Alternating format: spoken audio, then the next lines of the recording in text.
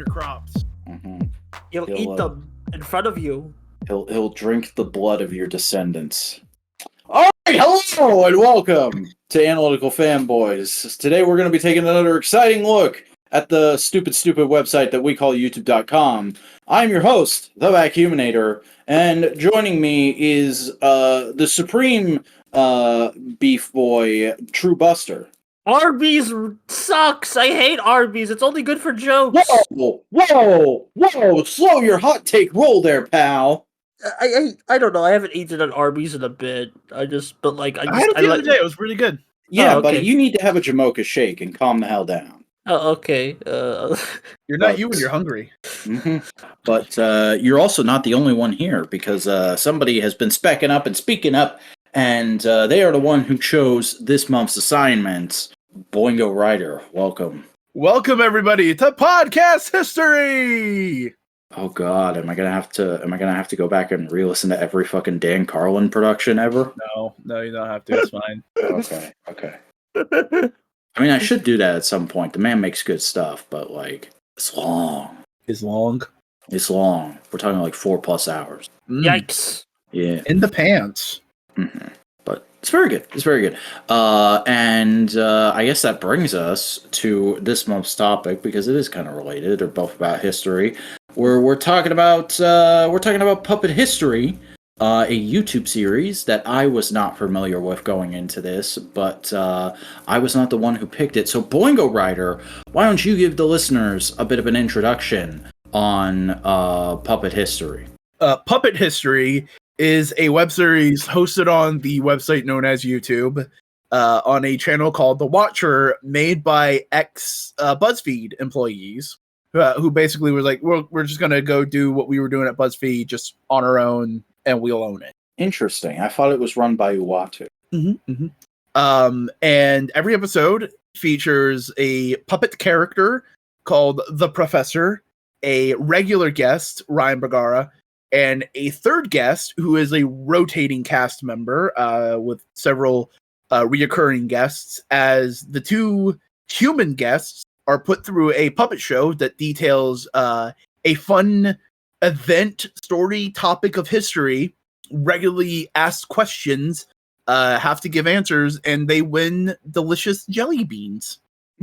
Wow. Why did you choose to subject us to this? Because puppets. You guys like puppets. Yeah. Puppets are amazing. Yeah. And it is one aspect of what I would like to kind of vaguely gesture to as the neo-revival of putting storylines in shows where storylines aren't inherently necessary. Because it's not just a historical show where a puppet teaches you about history. There's also lore and intrigue and genies. Yeah, it got pretty wild.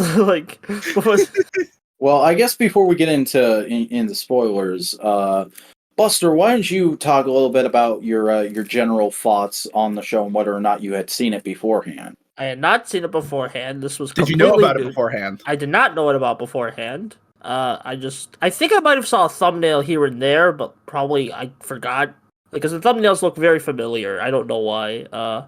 But either way, I did not know anything about this before Boingo selected it, and I'm like, okay, I like the character design. That's really the professor's like very marketable, very fun character design.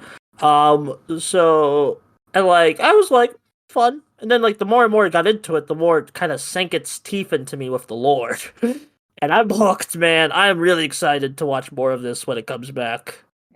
Interesting. Well, I had never heard of this either, had no familiarity with it whatsoever, and that's just a thing that tends to happen to me. I don't tend to cotton on to new YouTube stuff for a long time. It's a bad habit of mine. I need to get better at it. But I went in with an open mind to this, and I am generally not a puppet media person. Like I like it. I respect that kind of art, but it's not really for me, typically speaking. So I did have a bit of a hard time getting into this. However, eventually I found myself settling into it. and then not so much a little later on. But we'll talk about that as we get into it. Overall, I did enjoy it, and I did subscribe to the channel because I want to see the other stuff they do. I haven't checked out any of their other videos yet, but yeah, I thought this was all right. Yeah, I mean, it's fair enough, you know. Yeah. I mean, I guess the first place really to go to is just to kind of discuss the structuring of the show, where it is very much. It feels like the kind of show that would air on Comedy Central, if I'm being honest. It feels like one of those shows, but without any of the vulgarity. Like, if it does kind of give me Eric Andre vibes. Mm-hmm. I was thinking that, or I was thinking like Drunk History. Yeah, there's definitely some more Eric Andre vibes as it gets farther into the show. Yeah. Honestly, the big comparison I made initially was Fetch with Rough Men, which was an edutainment show, but that was for kids. Like, this is more for an older audience. But like this kind of like age that started as an edutainment show, just like let's have the kids go on challenges to learn shit. But then that slowly got its own crazy lore. So it's so people kept tuning in for the lore. There was like an entire episode that was just lore of that show. So it's like, you know, like that's what that kind of this puppet history reminds me of. Fetcher for it's comparable, I'd say. Yeah, and both have kind of both egotistical characters at the forefront. It's just a fun little show, and you can just tell that everybody making it was having fun. Yeah, like especially Shane, who voices the puppet and puppeteers, and basically writes the entire show and makes all the props. Yeah, it does. It does really feel like it's something that the main guy really wanted to do, and that Ryan is just kind of along for the ride, going like, "Okay, that's what you want to do. I'll do that," but not in like a bad way, in a fun, collaborative way of making your friend's project happen. The only thing is just like I don't feel like this is the second time you've recommended something to me, Boingo, where it's like I got into it thinking of it as one thing, and then it turned into another thing, and I wasn't so into it anymore. Like this is another JoJo for me. Oh, that's a comparison. Where I'm like, yeah, it's cool that there's lore, but I was kind of just enjoying this as a goofy YouTube show with a man trying to be silly for his friends. I mean, the lore itself is silly, and that's the fun part. It's silly, but also like when you get to the point where he's like the genie is real and he's literally back in time with dinosaur people, then it kind of lost me. How else? I don't mind the dinosaurs because it also gives us a really cool refresh on the character design. Yeah. Also, the dinosaur. I don't want to get too into the ending, but like the end of the recent season was like so good. That's the thing we haven't mentioned whatsoever. Every episode ends with a musical number. Oh yeah, I love that. When I saw that, I was like, "Oh, this rocks! I love this." Because like people have just uploaded the songs as their own or made animatics to the songs, and they're like pretty good songs. They're well produced. Yeah, some of them have stuck in my head. I don't entirely love it as a thing that happens every episode, but like when the songs are good, I can't deny that like it's a fun ending. Yeah, there's not really a bad song, I'd say. Maybe there's a couple forgettable ones, but like no bad one. Mm-hmm. I will say the Hot Chep Soot one has really stuck in my head.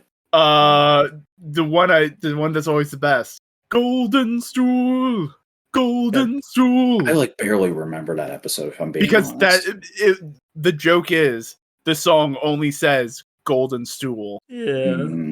Because here's the thing, that object is still of spiritual significance for that culture, so they didn't want to insult it in any way by having it sing a dumb song, so they just had it say its name over and over again. Where do you get these behind the scenes info? I read it somewhere. Oh, okay. Like they mention it. Like I'm sure these boys have Twitters. Yeah. I personally like the two songs that stuck in my head are related to lore shit. Like actually three, because there's like basically any song that has to do with like the freaking storyline. I love that one, and that stuck in my head. Like it really felt like musical theater, which I like. Yeah. I mean, fair enough. I did really like a God song early on, and that's something I should say is a lot of the times, it does get a bit repetitive at points where it's just an object with a mouth cut out a lot towards the end. But a lot of the early guest puppet designs singing those songs did wow me. Like I love the undead guy in the first episode. I love this show's take on God. Those are all like very fun puppet designs that feel like they're like some of the most creative stuff in the show. Yeah, like well, then again, God's like a reoccurring character, so you got to kind of give him like a weird design. And also, it's God's. Yeah. But also just like I do really appreciate this show for being so like committed to factual stuff and not just hitting like the big stuff, because they could have done like a whole season on like moments from World War II, but they don't ever go anywhere near that, and I really appreciate it. There's like they just choose what they're interested in, and that's cool. Yeah, there's so much just random history from around the world that I've either only heard like bits and pieces before or never heard of before. Like what's his face? I'm trying to find that episode again. I'm looking at the playlist right now. Zerab. Never heard of that freaking guy. But that's a really cool, interesting story. Oh yeah, the Zerab episode was really fun. One of the topics that stuck out in my mind was the cannibals, the Donner Party, I think. Oh, yeah. Well, I mean, the Donner Party is something I've known about for a long time, but I didn't know, like, the full details. At least not in the way they were presented here. Well, then that was new to me. So, let me just tell you, listening to do that they episode... not teach that in schools anymore? I guess. I think it probably depends on where you're at. Fair enough. But like I'm just saying, listening to the episode while playing Pokemon is an experience. So, that's all I'll say. I also love the samurai episode. It's nice to get like, that's great. Yeah. The one thing I do like is it's not just like they do talk about like singular people from history, but they also go like, all right, what if we just talk about this general event in time? Like this period of time where this weird, wacky thing happened. The Great Molasses Flood. Oh. Also, I'd like to point out that the first episode aired in January 2020, and it was about a Black Death pandemic. Oh, yeah. Yeah. Oh man, I'm sure they think about that. Yeah, I'm sorry. I hope don't blame yourselves. I mean, they did later do an episode on the smallpox pandemic. Yeah, and it's like that's like the puppets literally says a puppet shouldn't have to tell you this, but get vaccinated and wear a mask. So it's like, but like that's where we are. So, and I mean, like this is also another. And I'm sure we'll encounter this a lot now that Analytical Fanboys is back and we're covering more recent things as well. But this is a great example of adapting to the pandemic, where they are clearly doing it over Zoom, but they're also getting very creative about it in not just the layout, but the presentation of saying like, okay, now it's an online university, and we're also going to have these fun interactive bits, like the prize still gets delivered to your door and stuff. Yeah, that's super fun. Yeah. It is just a show that has a lot of little details and heart put into it that if you watch it and you engage with it and you connect with it, you just like those little details. Yeah. And I will say, for like as wacky and too bizarre for me as it gets at times, I do like the arc between Ryan and the professor of like their growing antagonism towards each other that eventually crescendos into a friendship by the end of the show as it stands right now. Yeah. God, but like, oh God, can we get into the story? Because it's so fun. It's like, I mean, how do you want to explain it, bud? I don't know. I just want to talk about moments that stuck out to me. Like, because season 4 and 5 really went nuts with the story, but like even season 3 with the little teases of the genie were pretty fun, and like, yeah, I forgot what season did they say there will be no lore. Like they had that little joke about no lore. I think it was season 3. Maybe. Yeah. Let me. I'm gonna check the videos muted to like just look. I think it was the freaking ads. Give me a second. But like, we're the freaking end of season 4, man. That's wild shit. It was the end of season 4, not end of the first episode of season 4, where it's like there will be no lore this season, and then end of the season, the professor freaking dies. Which like that's it. Like, and I love how like the plush commercial that airs after it makes a joke about that, where it's like the professor's dead, but now you can own him or some shit like that. Yeah. And then the freaking holiday special, the second one, not the first one, is basically what I was just mentioning with Fetch with Rough Men. Where it's just like there's an entire episode as lore. Yeah, and I gotta admit, that's the one where it like really lost me for a minute, and I was like, "What the fuck?" What? I mean, they've been This is just straight up the Muppets now. Yeah, it's the Muppets, but everyone is dead. It's the Muppets, but everyone is a facsimile of life created by the monkey paw wish of a madman who wanted to travel through time. Yeah. Which I'm like, I wonder if we're gonna ever explore why the professor wanted to travel through time. Like, if there's a specific He's just reason. a big Doctor Who fan. Yeah. They would do that. Remember, I was cracking up when they just freaking stopped the episode to just diss Rise of Skywalker. That was that was really great. Yeah. That is a really kind way to describe a steaming pile of shit. That was your best Mr. Plinkett voice, man. That makes the joke even better. And then the freaking like basically the entire season 5 is like the will of the puppets is the professor, but it's like a hologram. But they're like, I wonder if we're ever gonna get like go back to purgatory in the show. That's like very fun. There's a lot of little stuff, and it's not necessarily like they're planning anything big. It's just like, we're making this show. Why don't we just why don't we have this running gag that we can turn into lore?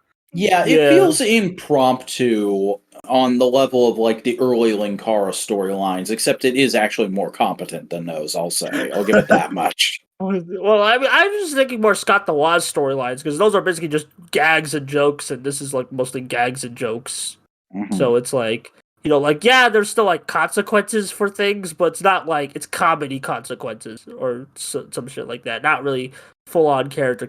And the freaking song, I love the song the hologram professor sings, like, because like the whole season 5 is just the hologram professor, and then he gets a whole villain song at the penultimate episode of season 5, and it's just like. So, and it just like you can feel Shane just be like, the chains are off, I'm going nuts. You know? Don't touch my box. Yeah. Don't touch my box. Like, oh man. And there's some fun animatics of that. Like, there's some good animatics of this show. You should check them out if you just Google like puppet history animatics and you'll find some fun stuff. That's something I should ask Buster is like, as the younger, more skittish among us, how did you feel about all the innuendo gags in this show? Oh, I didn't mind it. Okay. Like, it's usually just like when it's in person, like that I find like a bit like not in person, but like when it's on the spot for you. Yeah, and it's like I had headphones on, so whatever. They're fine gag. I don't really care about like if a gag is crass. I just care if it's a good gag, you know. I guess. I don't know how to explain it. Just yeah. Also, the last episode song. This might be peaking a bit. But I really love the last episode. Well, one, it's like a fun change of format, and it's like, but like the freaking ending of that episode where the professor sings a song about basically accepting his mortality. It's like, damn, man, that hits. And it's like the way they portray the asteroid in that song of just. He's just a guy who's just like, and he's like excited to meet the Earth, and it's like he has this moment of just stopping and admiring its beauty. It's just, damn, man. See, I thought those were good ideas, and I probably would have enjoyed them in something else, but like, I was totally checked out during that episode. It's fair. Like, I purposefully hid the ramp up on this show to get your guys' genuine reaction from it, because it's just like it is something that comes not necessarily out of the blue. They do build up to it, you know. Yeah, like it's not unwarranted. It's just it's not what I was expecting, and I wasn't really as into it as I can't even say as I would have been, because I do think you made the right choice not saying like, oh, you think Database Ranger's power abuse is some shit. Get ready for this. Like if you had done that, I probably would have been. I would have gone into this wanting to dislike it. Yeah, no, it's. I think that's the best way to show someone the show. It's very much of like, this is a fun, goofy, historic puppet show with fun jokes, fun people, just goofing around, having a fun time. There's lore. Yeah, it's great. It's like how you get people to like a freaking Scott the Waz YouTuber, you know? I mean, like in the early episodes with the animosity between Ryan and the professor, and the fact that there were jokes in the first season where they would cut to a camera that was behind the stage and the guy was fumbling around with stuff. I expected like there was going to be a point when they were able to be in the studio again, that like there would be a point where Ryan just gets fed up and he jumps out and like starts actually tussling with the guy behind the stage. Yeah. But the fact that it went into lore instead of that like really threw me. Yeah, Well, that's just you had your expectations twisted. Like chat. What's the meme? Oh, it subverted my expectations. Yeah. Oh, that means it's good. Okay, never mind. Just that I was just thinking about the meme. Yeah. the May. Yeah. Also, Brian David Gilbert is in season 5, so automatic. That's the best season of the show. I just really love his content. Who is he? Why are you excited about him?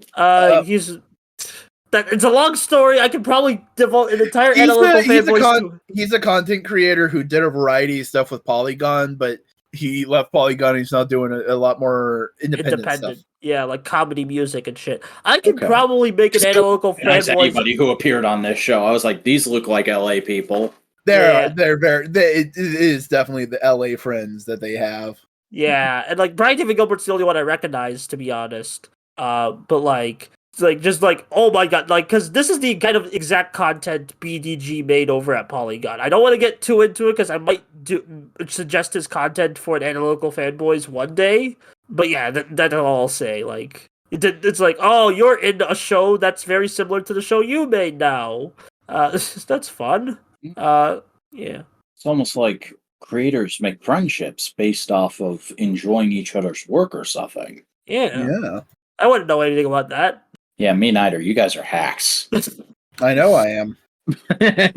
Well, I mean, he is a robot, so you can't hack those. What are you talking about? Boingo has a karate chop action. And kung fu grip. So just ignoring the lore, we've talked about the lore for a little bit. We can come back to it. What was your favorite historic thing to learn about? I think we already said like the samurai and the freaking what else? I mean, you did. Well, we touched on a couple, but we didn't say like what's our outright favorite. I am thinking. Isaac Newton's Nemesis one was funny. Oh yeah. Oh yeah, because literally all you ever hear about Isaac Newton is that he discovered gravity. Yeah. And then you learn, oh wait a second, he was a fucking weird man in his day. Yeah. He made Nemesis. Probably the one about the Forgotten Pharaoh, because I've always had like a semi-interest in Egyptian history, and I'd never heard of that lady before. So learning all that stuff, I was like, oh, okay. That makes certain things make a lot more sense to me. Yeah, that was a fun episode. Yeah. I think the weirder ones are some of my favorites, like when they tried to make hippo meat a thing in America. Yeah, that was weird. Oh, yeah. Or like their take on the story of Santa Claus, because I've heard a lot of different versions of the actual historical, I know the facts actually, man, story of Saint Nicholas. And their version mentioned some stuff I'd never heard of before, but was very fun. Yeah, the demonic possession one. Well, that's like where like shit hits the fan lore wise, but even then, that's a fun topic. You know. Like, it's a good way of, like, integrating both the quote-unquote review and story, like, together. Like, I like when YouTube shows do that, where it's like, okay, here's a topic tangentially related to what's going on in the story. Boom. You know? Yeah. And I mean, like, there's also been some fun real-world stuff where I've actually gotten to apply some of the knowledge from this realistically. And by that, I mean... the episode about the first black aviatrix, literally 2 days after I watched that episode, I heard on the actual local news, like, hey, those quarters are coming out. And I was like, whoa, shit, really? Neat.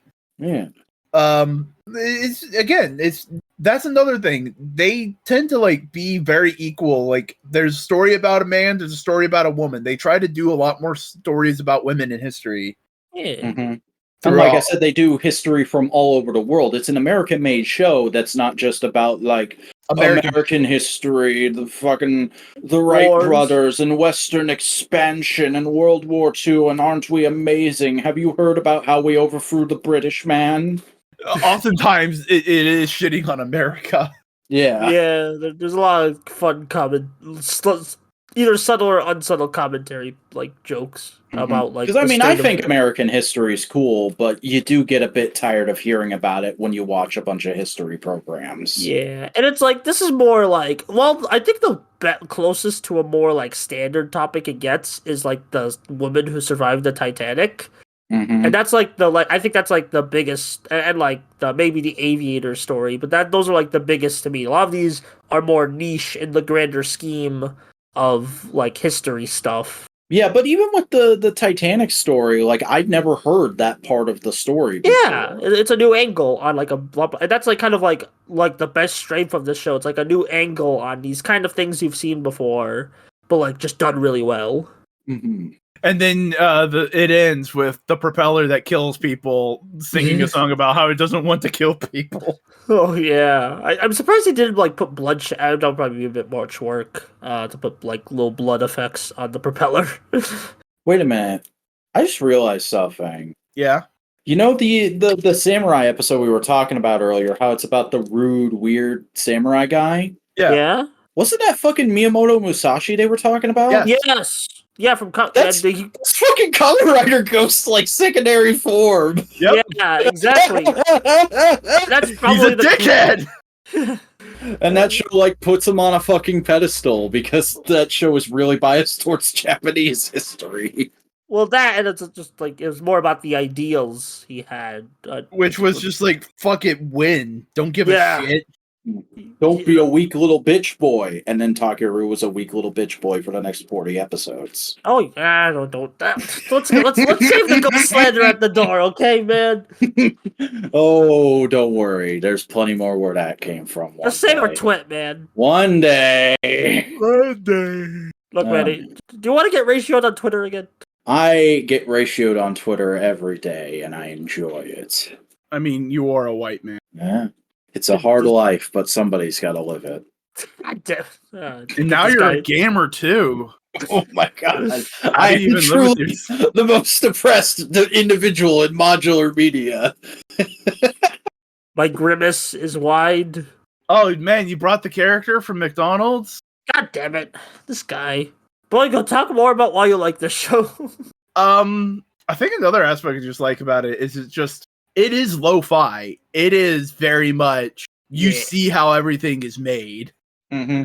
Like, it can be background noise, but it is rewarding to actually pay attention to it. Yeah. Yeah. Like, I admittedly did use a couple episodes in the background, but, like, they're still, like, very visually well edited and, like, presented, so... Mm-hmm. There's a lot of graphical assets that were clearly done in post and had a lot of good work put into them. Yeah.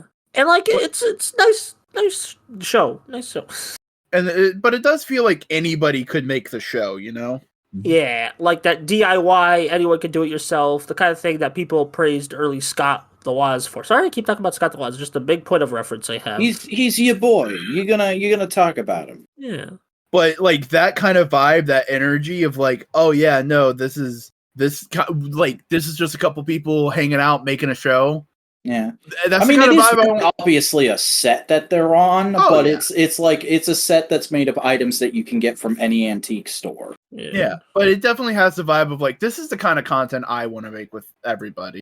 Where it's just like, make it at Modular HQ. Yeah, when they're in the same room.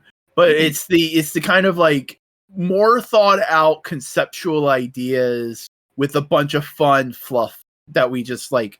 Why not have a fucking tokusatsu fight in the middle of this educational content? Why not?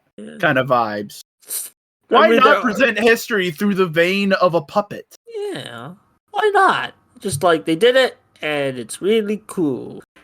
Why not do toy reviews, but with your feet? Why not? Okay, no. Okay, screw it. No. Get this guy out of here. Move. Get That's off an the old fucking stage. Vangelis joke that existed before foot fetishes. No. It didn't exist before foot fetishes. It existed before foot fetishes and became a meme on the internet. Yeah, it was true. Yeah. Oh. Coming soon, Vac OnlyFans, where he reviews toys with his feet. Ah! Oh man, I love how Buster is the Zoomer of the group, and Zoomers are known for being like Horny on Maine. edgy and loud and horny on main, and like that kind of stuff just freaks Buster out. Doesn't freak me out. It makes me go like, shut up. That's freaking out. The definition of being freaked out, bud. Damn. I guess Damn. it was Fucking called out, Buster. Damn, Daniel. Okay, Vac, I haven't made that joke in a bit. Okay, get over here. Get over here. Hey, you're The not Salty Scorpion. DK Dan. Fine. Damn, Daniel existed way before Salty DK Dan. I know, but like Salty DK Dan makes That's the damn. He's the one who old keeps it. internet lore. Yeah, I know that's old internet lore, but he's the one who keeps it alive. Okay. At least the videos I rewatch from him. Keep it Damn, alive. Daniel's not old internet lore. At most, that's mid-century internet lore. That's pretty old at this point. All right, though. we're getting way off topic. Dude, all your base are belong to us. Okay, just because you were on the internet in the fucking Stone Age doesn't mean you have to rub it in my face. I was there when the old magic was written. Then go back in time, like the show. I can't. I'm not a puppet that poops jelly beans. Then become one. How do you just fucking talk about it, because it's one of my favorite dumb running jokes in it. Just jelly beans. That was cute. Yeah, that was nice. I did enjoy that all the way through. The jelly beans bean puppet booth was fucking great. But and like you learn about it, and no one gives a second thought of still eating the jelly. Yeah, just like there's still jelly beans. What else can we talk about on the show? I don't know. Damn, did we exhaust every talking point already? I don't know. Now I'm just feeling- watching Damn Daniel again. Oh, come on! I'm just not feeling that great right now. I said this to y'all before the show started. Yeah, that's fine. What would Snowcone think? Oh god, Snowcone's not here. Snowcone is not here. I forgot Snowcone wasn't here. Oh god. Oh man. Oh god. Oh man. Oh god. Oh man. Oh god. Oh god. Did he just die? Probably. Zach just left the call. I am not feeling the greatest right now. You okay, buddy? It's just not great. Okay, this is a little long for a running gag, Vac. I'm saying this for the future, so you have to listen to this. Oh god. Guys, watch my new video on Garlic. You're being too weird with the dynamic volume. Sorry. Okay, he says he's probably not going to make it tonight. That's fair. His professional. I'm a big boy. I'm in a real podcast. Took too long, and he's tired now. Man's moving up in the world. Good for him. Moving on up. Destroy people to the big time. We should probably move on up to the next subject. Oh man. Are you sure you're ready? Yeah. All right. Well. Oh, wait, closing thoughts. Yeah, we got to give closing thoughts, folks.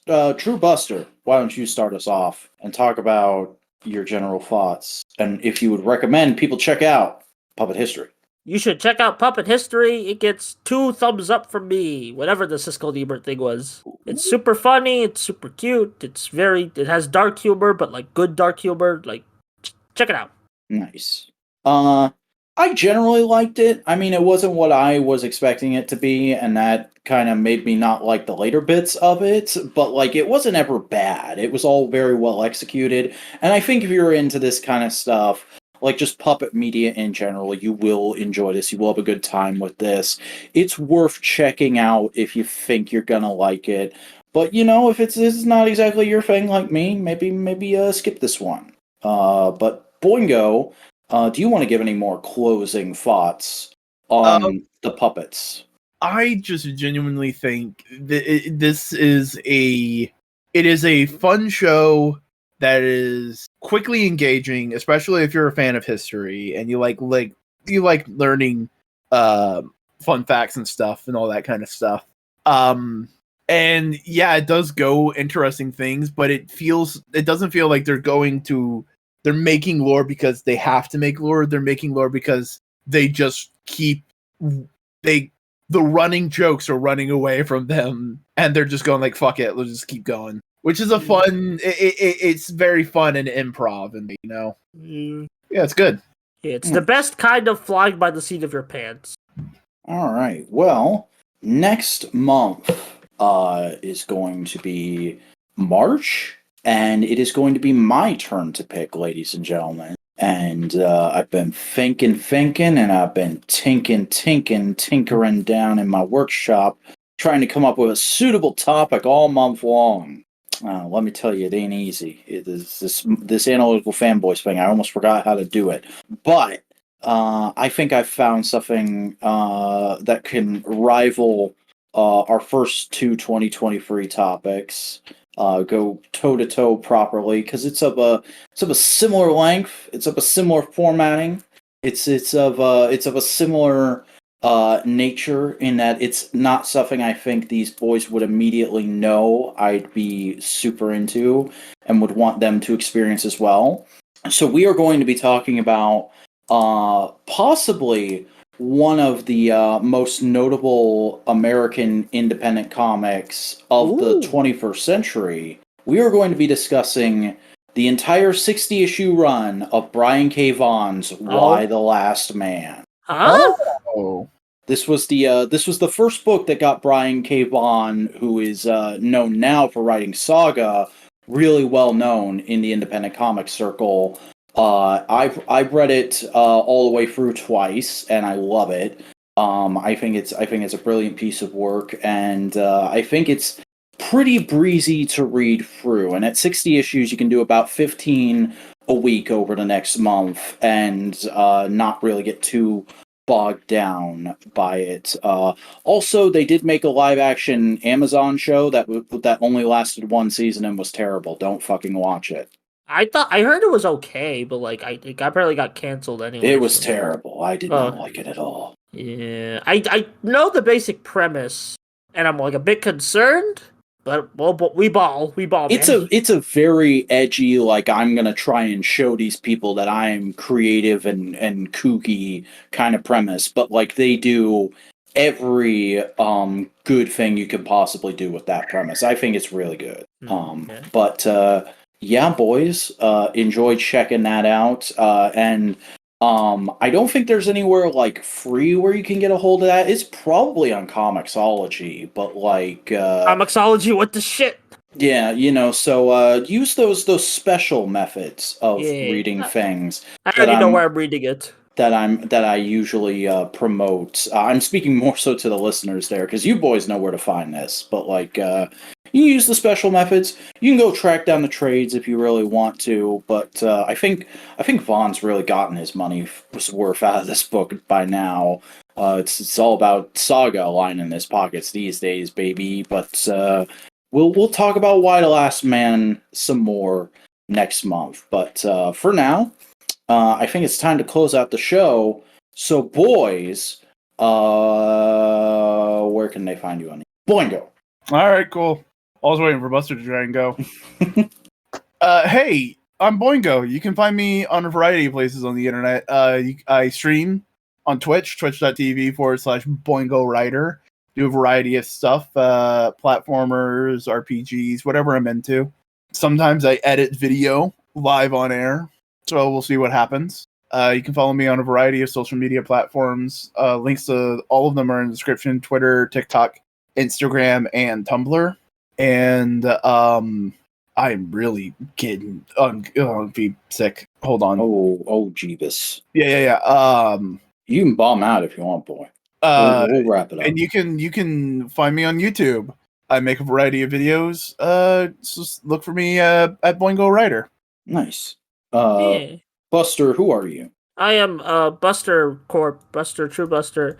I recently the copyright shit cleared up on Buster Corp, so we uploaded there. Frick it, we ball. I made a Gurren Lagann video. You should know what to expect, hopefully. I don't know. Just it's go. Good. Yeah, but Vac liked it, and if Vac liked it. You raised some points I had not heard about, or not heard somebody express about Gurren Lagann before. Interesting. But like, go check it out. It's about like it specifically touches on the motivational aspects if you're curious. So check that out.